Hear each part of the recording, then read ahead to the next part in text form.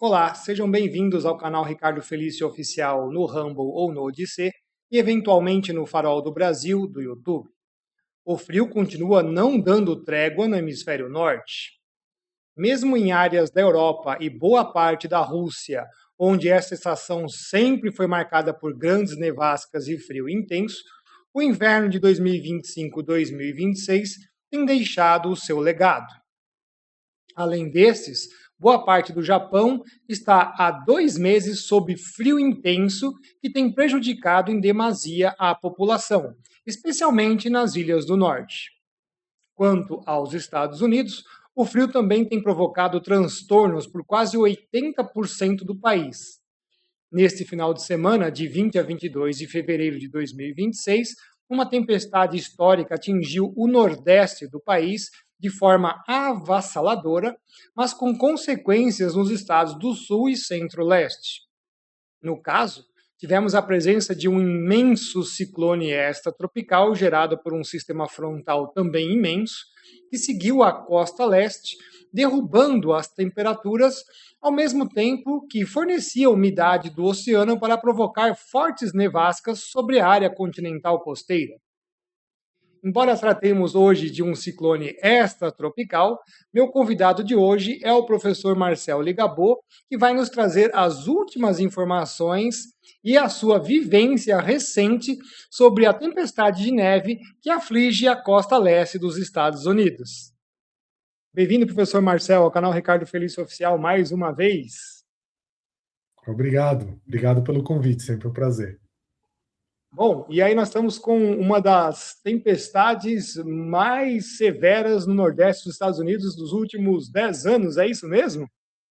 Isso, se a gente acompanhar como uma região um pouco mais expandida, né? Se a gente olhar como o Nordeste americano como um todo, realmente aí tem mais de 10 anos, né? Mas algumas regiões específicas tivemos sim, 2014 nós tivemos uma tempestade bem forte na região de Boston, Massachusetts, né? Então, assim, como se trata de um fenômeno, como o professor sabe muito bem, de uma grande extensão, ele vai impactar uma área muito extensa. Então, dependendo de for quando ele margear o litoral, ele pode pegar uma pequena área na região Nordeste ou pegar o Nordeste todo, né, dos Estados Unidos, né? Então, literalmente, a posição do centro da tempestade vai ditar o quantos estados ele vai influenciar, né? Então, como a gente fala com os furacões eles sempre ocorrem todo ano, né? Esse ano não tivemos nos Estados Unidos, não quer dizer que não tivemos furacões, né? Eles literalmente se formaram em outros lugares que eles desviaram. Então, essa é a tempestade, muita gente vem divulgando como tempestade bomba, aquele problema de falta de características de uma tempestade, de saber lidar com essas características. Uma característica que nós chamamos de desenvolvimento bomba, né? Vem do inglês, né? Então, assim, ela se intensifica muito rapidamente, então ganha com esse termo bomba, né? Não é que não existe tempestade bomba, né? Existe um processo de intensificação muito rápido, tá? Então tem esse problema de nomenclatura que o pessoal usa. Mas é uma tempestade que se formou na costa aqui, tá? Ela vem justamente de uma massa de ar muito fria, tá? Por mais que nós agora tenhamos já um período de transição para a primavera, então uma transição, as massas de ar muito mais zonal, né? Então dificilmente elas conseguem descer tanto, porém uma massa de ar muito intensa, e não é a última, teremos outra, provavelmente daqui 2 semanas tão intensa quanto, tá? E então essa massa de ar frio gerou essa baroclinia muito forte, principalmente quando ela bateu no litoral, né? Então essa imagem ela é muito elucidativa. Você consegue ver, inclusive, né, a massa de ar mais fria entrando pelo continente, né?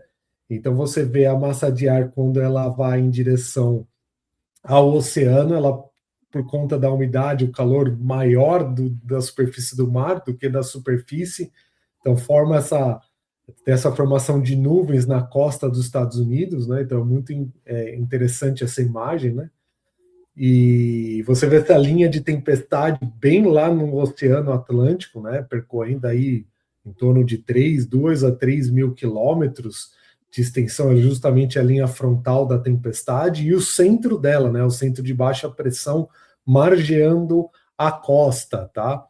Isso é típico que nós chamamos de uma tempestade chamada Miller B, tá? Uma tempestade de inverno Miller B. Nós temos tanto a Miller A quanto a Miller B, tá? Se quiser explicar um pouquinho para nossos telespectadores.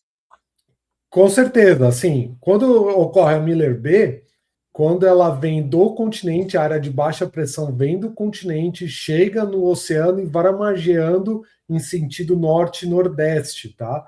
Então você tem uma alta pressão justamente na parte sul dos Estados Unidos, né? Então entre ali a Louisiana, a Flórida, né? A Geórgia, justamente isso, essa baixa pressão vem percorrendo o interior do continente, ao chegar no oceano, ela literalmente se desenvolve muito rapidamente, tá? Aí, dependendo da intensidade que ela, a velocidade que ela se intensificar, pode ser nomeada como uma intensificação bomba, tá? Então tem que coincidir esse gráfico aí com a imagem anterior, isso que é bem interessante, né? Então, a imagem Sim. anterior, a gente consegue ver essa imagem de satélite, a gente consegue ver justamente ali, ó, uma alta pressão instalada no sul dos Estados Unidos, né? E ela veio percorrendo essa área de baixa pressão, tá? Então, foram ventos muito fortes daqui, né? Então, quanto mais próximo da baixa pressão, maior a intensidade dos ventos, as abóboras estão muito próximas uma da outra, então ventos muito fortes.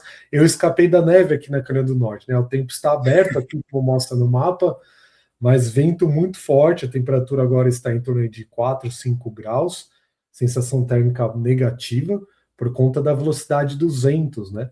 Então, assim, os ventos muito fortes, quanto mais próximo do olho da tempestade, do centro dela, mais intenso é o vento, tá? Então, a atmosfera tenta corrigir isso aí. Então, você tem energia de diversas origens ali, né? Você tem da questão da diferença, literalmente, da pressão, né? Então forma essa linha frontal e também tem essa diferença também da energia proveniente da diferença de temperatura também.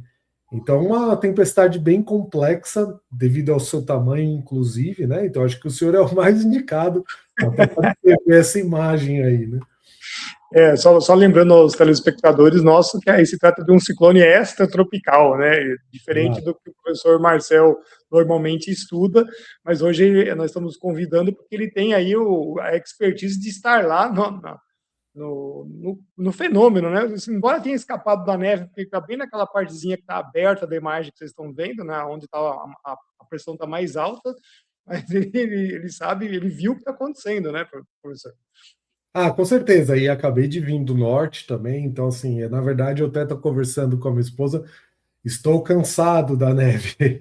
Esse ano o inverno tem sido bem brutal mesmo, tá? Então, E inclusive a agora, nossa região aqui passou por, nós falamos aqui, né, diversas tempestades e está prestes a acabar, mas aí umas 2, 3 semanas acredito que já vai melhorar.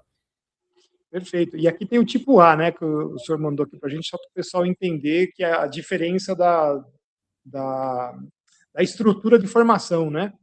Exato, exato. A origem conta também, né? Uma vem mais da formação baixa pressão vinda do Caribe, então as condições são outras, né? As condições originárias, né, de Gênesis são outras, né? Então cria-se uma dinâmica também diferente em termos estruturais da tempestade, tá? Possivelmente essa Miller B ela não vai ser a última, tá? Geralmente a Miller A ocorre quando essas massas de ar descem muito próximo ao Golfo, tá? Então elas são mais características aí de janeiro, né, talvez dezembro, né, janeiro, começo aí de fevereiro, talvez, tá? Agora vão ser mais pronunciadas se tiver as tipo Miller B. A Miller B pode ser também originária de uns fenômenos que nós chamamos de clippers, que são pequenas áreas de baixa pressão, que geralmente vão mais um pouco ao norte, na região dos Grandes Lagos, tá? Elas cruzam com uma velocidade muito rápida, a gente chama aqui nos Estados Unidos de clippers, tá? Uma área de baixa pressão que cruzam muito rapidamente. Tá? Então elas podem originar desses clippers, tá? Que também se locomovem muito rapidamente. Perfeito. E, bom, isso aqui foi o que o senhor pegou? Mas aí foi um colega meu que foi lá, um caçador de tempestade também, né? O Tony Bright, ele foi lá documentar. Isso foi ontem ainda, bem antes do pior da tempestade, que ainda continua lá na Nova York. Tentei mandar mensagem, ele não respondeu, deve estar difícil a comunicação. Vi que em Massachusetts já são 1 milhão de pessoas sem luz. Nossa. Né? Então, essas são 2 imagens que eu justamente peguei dele, tá? Porque a gente trabalha junto, já caçamos furacões juntos e tem essa atividade. Ali foi uma régua que ele colocou, ele pegou aí praticamente 8 polegadas, né, 7,5 de neve até a noite de ontem, onde ele estava em Nova York, tá? Então, assim, isso aumentou muito mais, você pode ter certeza disso. É só para vocês entenderem, em termos de 8 polegadas, aí nós estamos falando aí questão de 20 centímetros, mais ou menos, né? Nova Jersey, segundo os dados, agora foi 74 centímetros de neve, né? Exato. Então, foi muito mais. Isso foi a imagem de ontem à noite. Eu peguei dele, né? É uma imagem bem simbólica.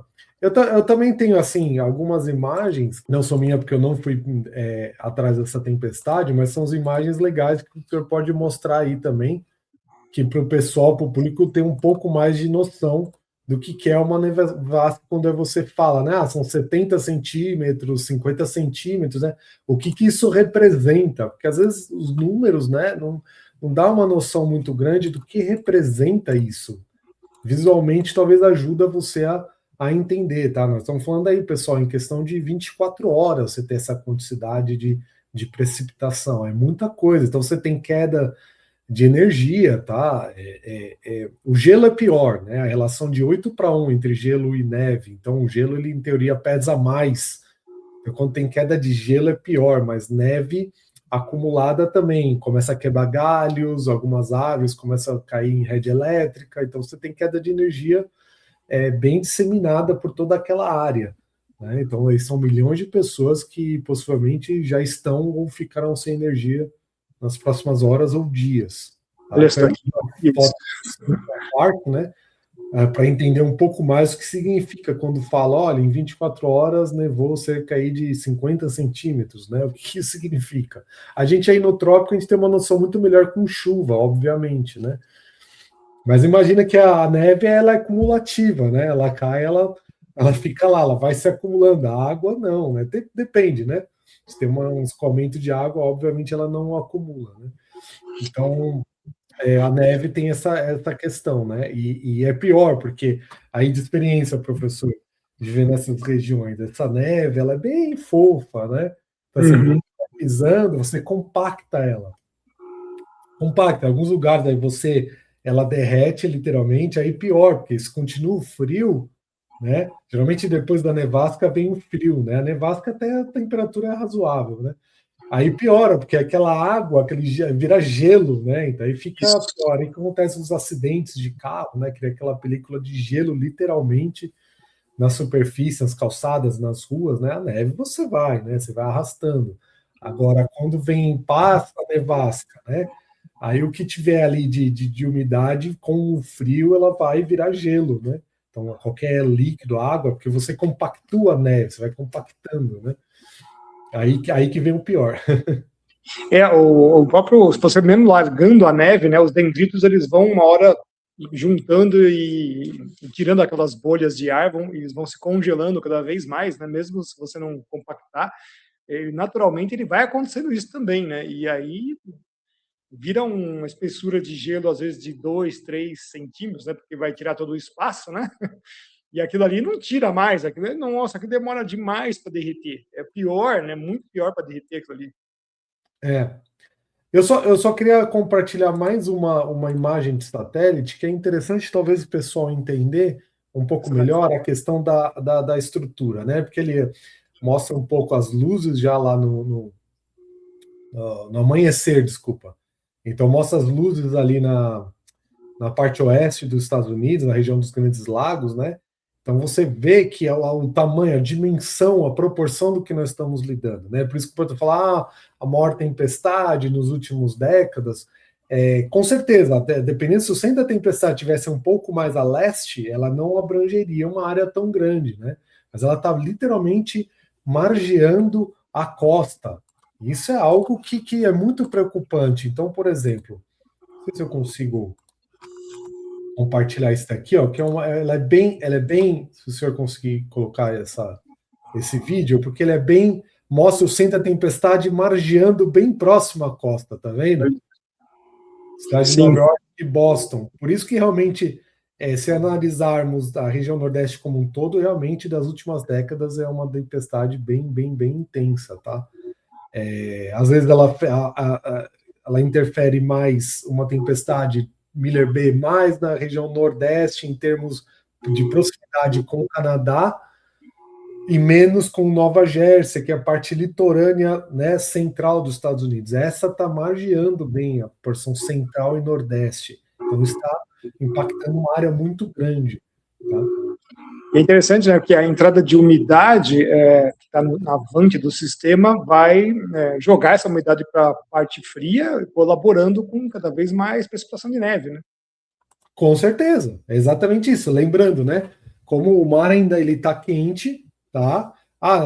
Tá quente quanto? 30 graus ali na corrente do Golfo, que margeia aqui Carolina do Norte, foi onde ela se formou, nessa área de baixa pressão, não, está em torno de seus 22, 23 graus, mas em comparação com a atmosfera, ela está quente, tá? Sim. Então, assim, isso ajuda também, né? Então, aquilo que a gente sempre fala, né? Que o professor, ele foi diretor do Centro Nacional de Furacões aí por mais de 2 décadas, o Neil Frank, ele sempre fala, né? Quando não temos furacão, podemos ter coisa pior, né? Isso. De furacão pode ocasionar. Então, por exemplo, vamos ver, o Golfo ainda continua quente, nós vamos vir agora o tempo severo, então se preparem para os grandes tornados no meio oeste, talvez os tornados que a gente não vê há anos e anos nessa região, vamos ter tornados bem fortes, porque o Golfo ainda está bem quente, né? O furacão não conseguiu, a falta de furacão fez com que o Golfo permanecesse ainda muito quente, né? Então, até que é só uma nota de pesar que o professor Neil Frank faleceu, acho que no final do ano passado, né? Então, Isso. uma nota de pesar nele, né? E é interessante também esse vídeo, que é um pouco mais aberto, eu vou tentar colocar aqui para o professor, porque acho que aí dá uma noção um pouco melhor. Vídeo número 2, né? Deixa eu passar para ele aqui. Do tamanho dele, né? Ó, o centro da tempestade é praticamente o tamanho de um estado, né? Estados menores, obviamente, mas essa dinâmica é muito interessante, principalmente quem cursa meteorologia, tem tantas coisas aí para serem ditas aí numa só imagem, né? Essa questão do contraste, né? Do sul tá o tempo aberto, no norte você tem um tempo fechado com bastante frio entrando, né? Bastante neve caindo na porção central dos Estados Unidos, e esse ciclone extratropical margeando a costa, né? E gerando um contraste muito grande com o mar ali, né? Então, essa linha frontal com ventos muito intensos, né? Eu me pergunto quanto é que estão pegando lá os ventos naquela linha frontal ali, que é um tempo severo muito intenso ali. Você vê uma linha de cúmulos bem extensa, né? É bem interessante a quantidade de nuvenzinhas bem pequenininhas, né? Que já são bem nuvens altas na parte fria, né? Muito bacana. Muito bacana, que é justamente vem na direção dos ventos, né? Ela se formando quando bate na costa americana, né? É interessante notar. Os estudos de caso para esse ano, olha, tem bastante coisa, viu? Bastante coisa. É bem interessante essa imagem, né? E interessante também que mostra, né? As luzes da cidade, dá para ter noção um pouco maior do impacto que dá esses ciclones extratropicais também, né? Porque eu principalmente foco muito nos furacões, lembrando que esse furacão, esse ciclone extratropical, tem aí rajadas de vento de até 80 milhas por hora. Tá? Já é categoria próximo, categoria 2, se eu não me engano, de furacão. Então, assim, o impacto é muito forte também, né? Pelos ventos, não só pela queda de neve, né? Então é interessante a gente trazer isso daí também.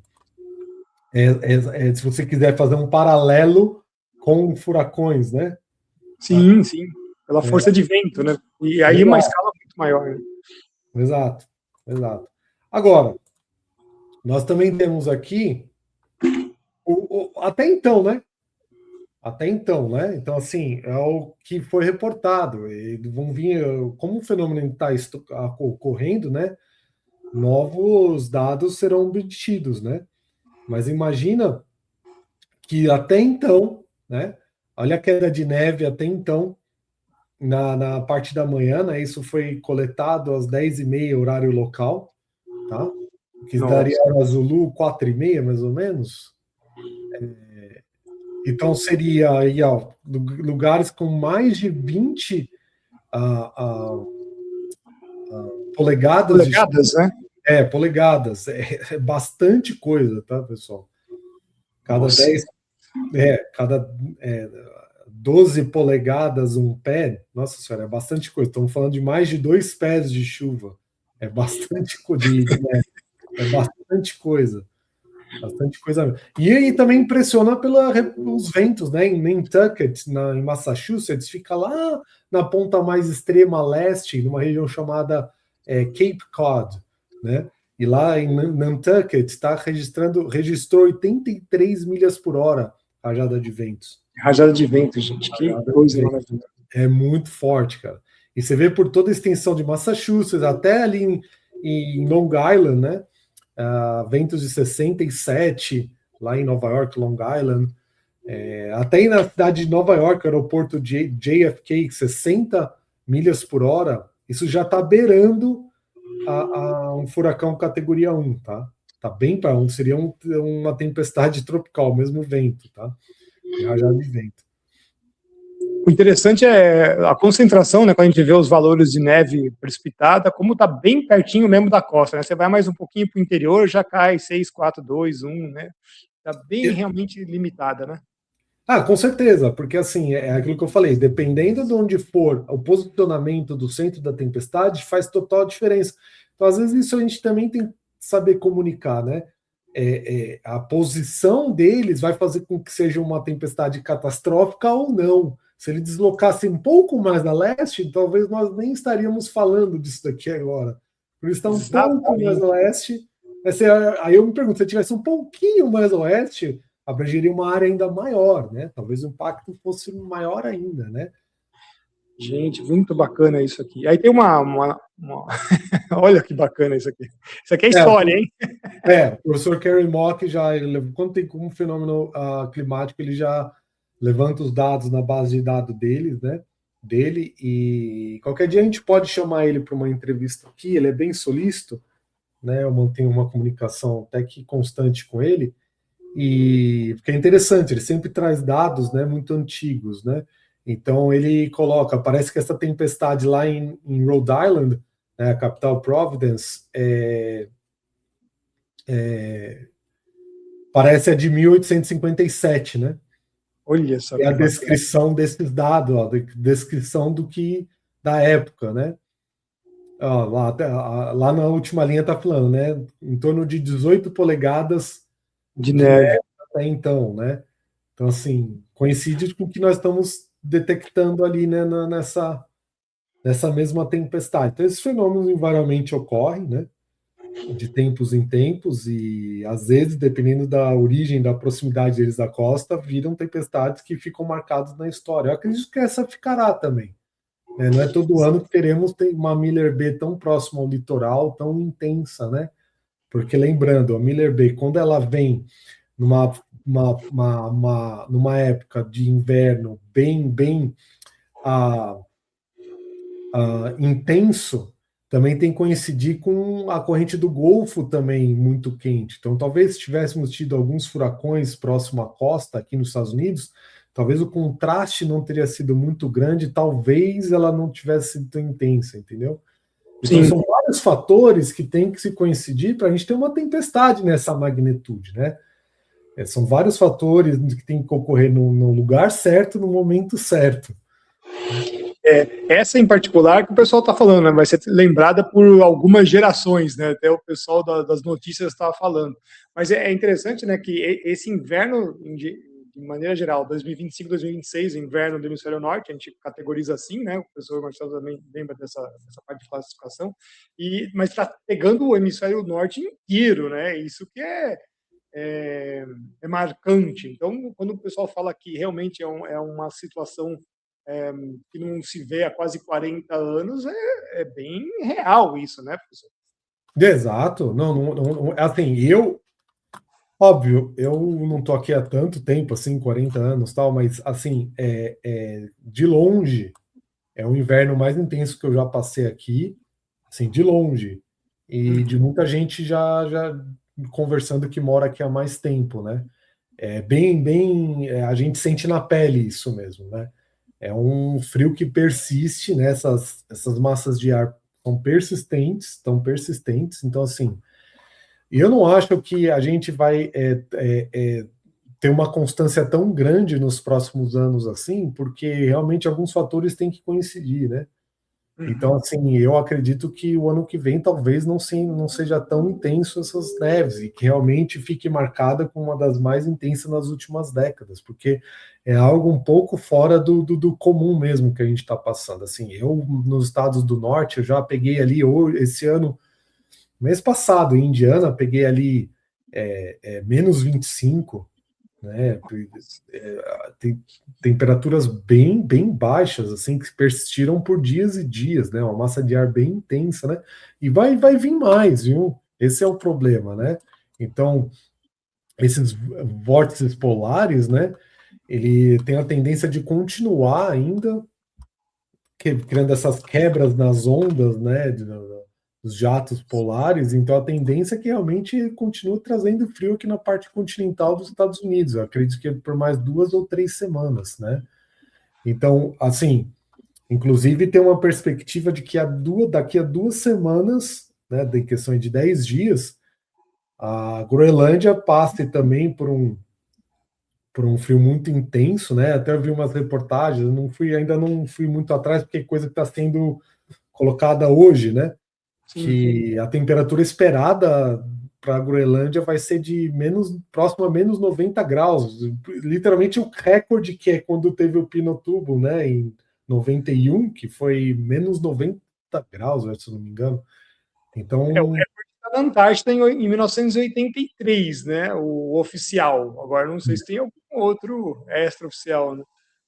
então vamos ver como é que vai ser daqui 2 semanas, né? Então, assim, esse ano, essas massas de ar que elas têm vindo assim numa constância, né?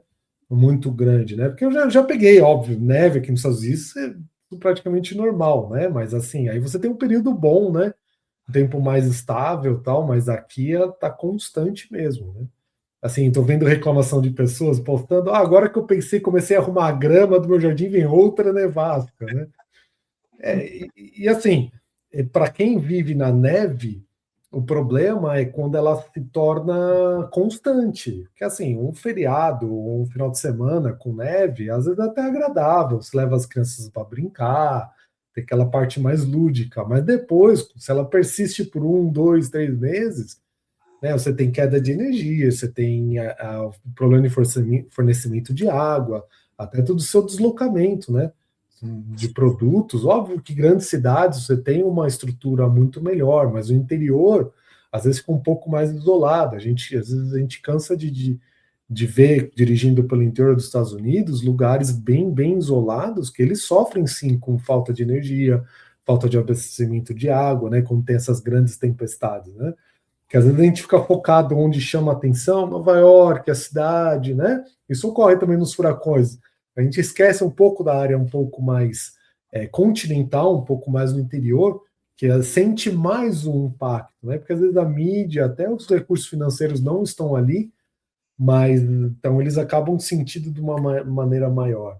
Então, assim, tem sido bem drástico o frio esse ano. Gostaria de fazer o agradecimento aos nossos apoiadores, ao Sr. Celso, a Sra. Marina, a Maria Tereza, a Ana Paula, a Camila e a Cíntia, que fizeram contribuição pela nossa caixa ou as lotéricas. Meu muito obrigado. Ao Sr. Antônio, a Amanda, Edmundo Elci, Eliane Bonotto, Eliane Santos, José Luiz, a Lúcio, Marcela, Michele, o Nelson e a Roberta, que fizeram contribuições pelo Apoia-se. Agradecimento especial ao Dr. Roberto Zabalos e aos nossos colaboradores. Para os pais que querem iniciar os seus filhos nos estudos da palavra, a Bíblia em quadrinhos.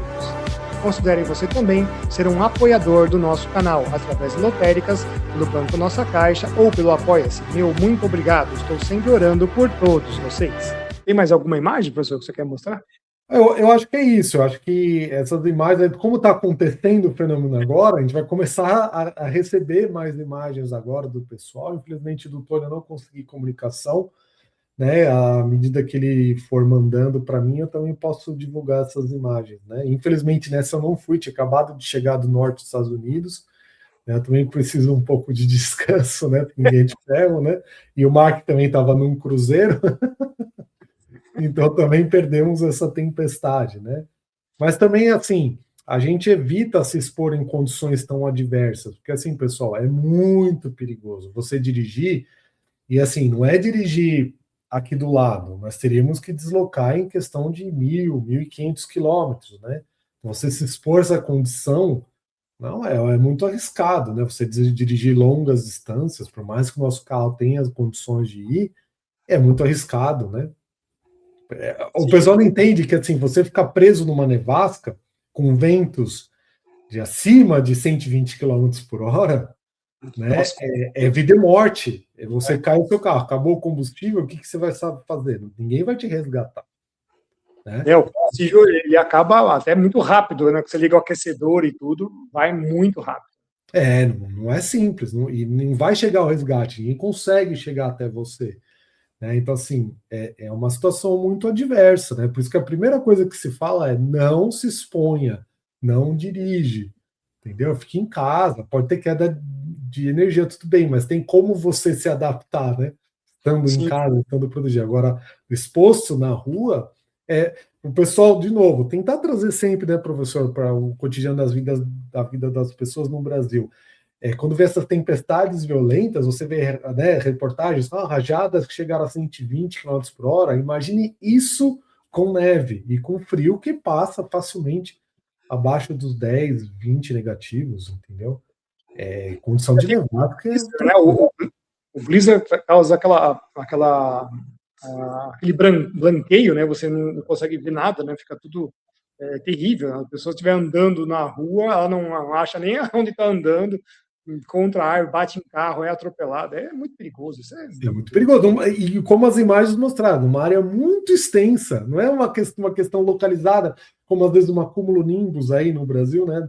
Forma, Sim, por exemplo, na região metropolitana de São Paulo, uma CCM que pega uma região do estado, nós estamos falando aí do ciclone tropical que tem aí quilômetros e centenas de quilômetros de diâmetro.